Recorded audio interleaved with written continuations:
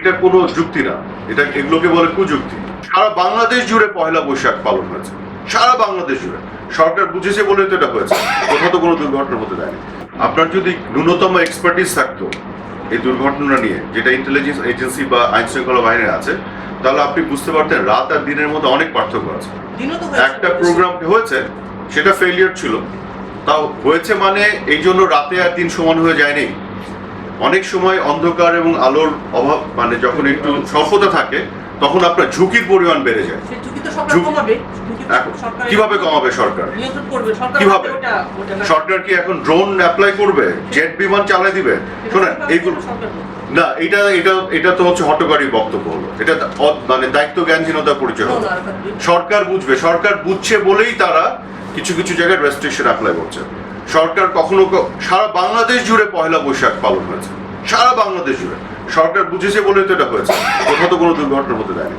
আবার যেখানে সরকার বুঝছে যে ঝুঁকি অনেক বেশি আছে, এটাকে নিয়ন্ত্রণ করা খুবই ডিফিকাল্ট, নিয়ন্ত্রণ করার পরে ঝুঁকি থেকে যায়, তখন সরকার রেস্ট্রিকশন দেয়। এই রেস্ট্রিকশন দেওয়াটাও সরকারের বোঝার একটা অংশ, এবং পূর্ণাঙ্গভাবে যে আপনি নিরাপত্তার বাতায়ন তৈরি করছেন, কখনো কখনো কিছু ক্ষেত্রে রেস্ট্রিকশনটা তার একটা এই ফুল প্যাকেজের অংশ, যেটা আমাদের নাগরিকদের ক্ষেত্রে সংগঠনদেরও বুঝতে হবে।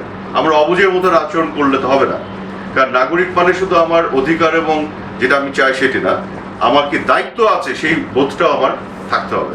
উদীচী যেটা বলছে যে যশোরে যেটা হয়েছিল, তাদের সেই অনুষ্ঠানটা পুলিশের অনুমতি নিয়েই করেছিল, তারপরও সেখানে হামলা হয়েছিল।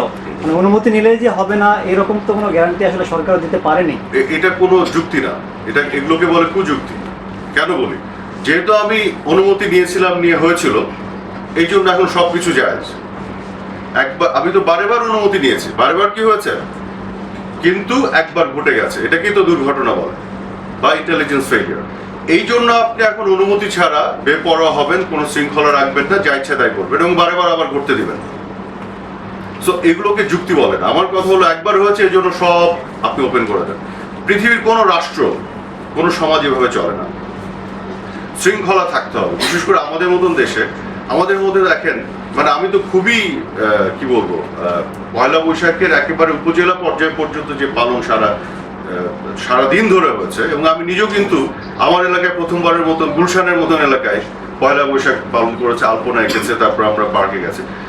আমি নিজেও এখন যেটা বলছি, আমাদের যে সাংস্কৃতিক যে আমাদের বিকাশ, এই জায়গাটাতে আমাদের আরো ইনভেস্টমেন্ট করতে হবে। ইকোনমিক ডেভেলপমেন্ট যেমন হয়েছে, এটাতেও যেমন জারি রাখতে হবে, এখন সাংস্কৃতিক বিকাশ আর এই ডেভেলপমেন্টটা আরো আমাদের ইনভেস্ট করতে হবে, খুবই জরুরি। কারণ জঙ্গিবাদ, মৌলবাদকে এবং মুক্তিযুদ্ধ বিরোধী অপশক্তিকে আমাদের যদি মানে ফাইট করে ওদেরকে যদি পরাজিত করতে হয়, সংস্কৃতি, বাঙালি সংস্কৃতি সবচেয়ে বড়, কাজে আমরা সবচেয়ে বড় পৃষ্ঠপোষক। এটা হচ্ছে আমাদের নিজেদের স্বার্থে আমরা এটা করতে চাই, কিন্তু একই সাথে আমাদের মাথায় রাখতে হবে যে আমরা এমন কোনো কাজ করতে চাই না যাতে মানুষ ক্ষতিগ্রস্ত হয়। আমাদের আনন্দের মুহূর্তগুলো যেন বিষাদে পরিণত না হয়। এখানে আমাদের দায়িত্বশীল ভূমিকা পালন যদি করা হয়, সেটাকে অ্যাপ্রিসিয়েট করা উচিত, সেটাকে ভিন্ন খাতে বিভ্রান্তিমূলকভাবে প্রচার না করে। তাহলে আপনি পক্ষান্তরে ওই অপশক্তিকে, অন্ধকারের শক্তিকে প্রশ্রয় দিচ্ছেন, তাকে সুযোগ করে দিচ্ছেন। এখানে তো আমরা যারা মুক্তিযুদ্ধের চেতনার পক্ষে, আমাদের পার্টনারশিপ থাকবে, আমাদের মধ্যে ঝগড়া কেন হবে, আমাদের মধ্যে বোঝাবুঝি সম্পর্ক থাকবে। আমি কেন এরকম বাস্তবতা তৈরি করবো, হ্যাঁ, আমি কেন এরকম বাস্তবতা তৈরি করবো যে অন্ধকারের শক্তি সুযোগ পায়, প্রশ্রয় পায়? এখানে সবার দায়িত্বশীল ভূমিকা নিতে হবে, এটাই হলো আমার